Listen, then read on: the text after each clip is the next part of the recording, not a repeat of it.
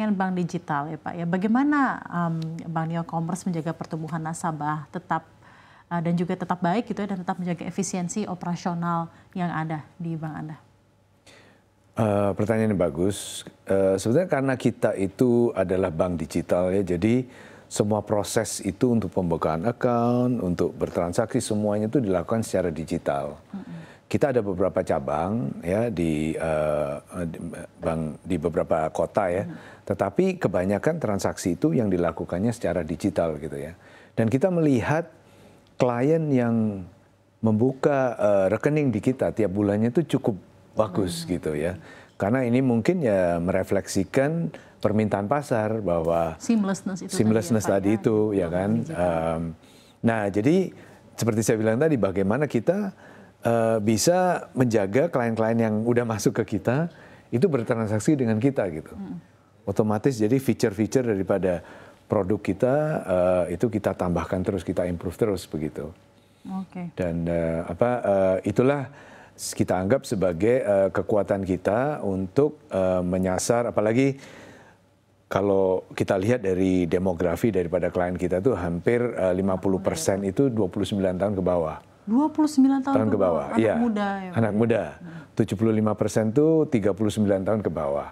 Ya, kalau itu merefleksikan juga demografi di Indonesia, ya itulah permintaan daripada generation milenial dan Gen Z untuk melakukan transaksi perbankan mereka secara digital. Nah, mungkin pertanyaan berikutnya, apa saja Pak kira-kira inovasi terbaru yang ada dari Bank Neo Commerce untuk mendorong inklusi keuangan bagi segmen-segmen yang belum terlayani bank tradisional, dan juga untuk menjangkau mereka-mereka yang tech affluent, gitu ya Pak ya, dan selalu menggunakan gadgetnya dan lain-lain, tapi juga tetap menjaga security dengan baik dan bisa menyisir nasabah-nasabah mana saja yang terpercaya untuk bank Anda. Ya, jadi seperti yang saya sampaikan tadi, bahwa sebetulnya klien kita yang untuk produk pinjaman itu adalah the underserviced segment, segmen yang memang di bawah, tidak terjangkau ya, kebanyakan tidak terjangkau atau yang underbank, mereka cuma pernah membeli satu produk misalnya perbankan ya.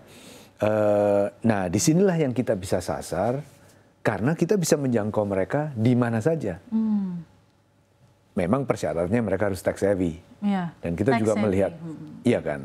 Dan kedua kita juga melihat penetrasi di smartphone juga udah cukup tinggi di Indonesia kan. Jadi generasi yang underserviced ini bisa saja memang dari keluarga yang memang kurang mampu atau mereka masih dalam first jobber, baru bekerja. Nah itu biasanya mereka bertransaksi dengan kita secara digital.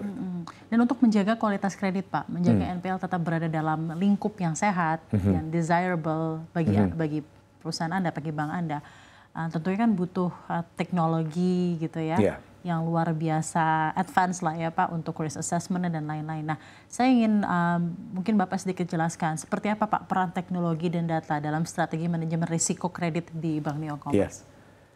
Ini pertanyaan yang bagus lagi ya. Jadi memang kita menggunakan teknologi-teknologi yang ada ya, seperti misalnya artificial intelligence ya, machine learning dan sebagainya, untuk terus mempelajarin. Seperti saya sampaikan tadi dalam hal menseleksi nasabah pinjaman bagi kita, itu terus kita perbaikin kan yang namanya parameter-parameter resikonya. Tetapi di situ pun juga kita apply artificial intelligence supaya terus nanti dia bisa menseleksi secara sendiri gitu. Oke, ini yang kita harus avoid, kita yang harus ini gitu.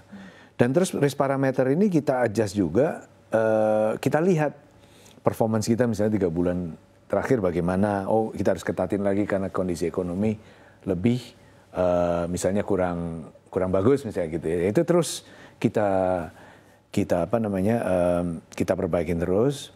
Terus aspek yang penting lainnya adalah risiko cyber ya kan, tentunya dengan itu. Nah, jadi terus gitu ya, jadi kita ada yang namanya tim anti fraud ya. Jadi itu terus kita memonitor transaksi, kita juga bekerja sama dengan otoritas OJK, Bank Indonesia untuk melihat bagaimana kita apalagi yang lagi kasus judol ya, bagaimana mereka tidak bisa masuk ke sektor perbankan itu. Nah itu Terus jadi setiap transaksi kalau bisa kita monitor, kita melihat kejanggalan-kejanggalan apa kayak gitu. Mungkin nanti kita harus bisa laporkan ke pihak terkait PPATK, OJK gitu. Dan lain-lain. Juga dalam hal pembukaan rekening gitu kan. Signal-signal apa yang mungkin ya membuat kita harus lebih hati-hati. Iya, karena AI sekarang juga bisa daftar sendiri ya Pak. Ya memang sekarang tuh yang terjadi adalah misalnya orang memakai deepfake. Untuk informasi aja misalnya untuk membuka rekening di Bank Neo itu harus pakai yang namanya liveness test. Jadi harus kedip, harus buka mulut kayak gitu kan untuk memastikan orang yang apply ini apakah sesuai dengan KTP dan sesuai yang ada di Dukcapil. Nah itu sekarang itu ada teknologi deepfake ini yang bisa foto biasa itu bisa dibuat untuk melewati liveness test tadi. Nah ini mungkin masih kembali lagi Pak ke tingkat penyaluran kredit yang juga melambat secara general untuk industri perbankan yang ada di nasional ya Pak ya. Apakah ini juga turut membuat Bank Neo Commerce semakin selektif pula Pak untuk pemilihan penyaluran kredit yang ada? Walau di satu sisi juga tadi Anda sebutkan sebenarnya kan ada butuh sektor-sektor tertentu yang dinilai bagus gitu ya. Dan juga demografi tertentu yang dinilai bagus.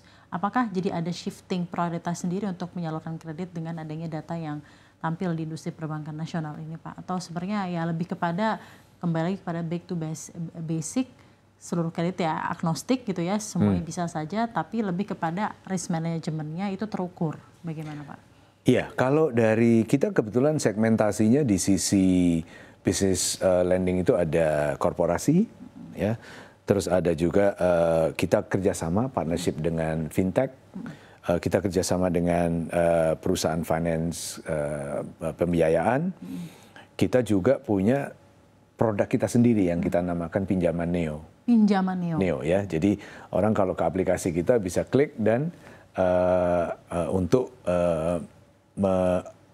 apply loan kita itu lewat aplikasi kita.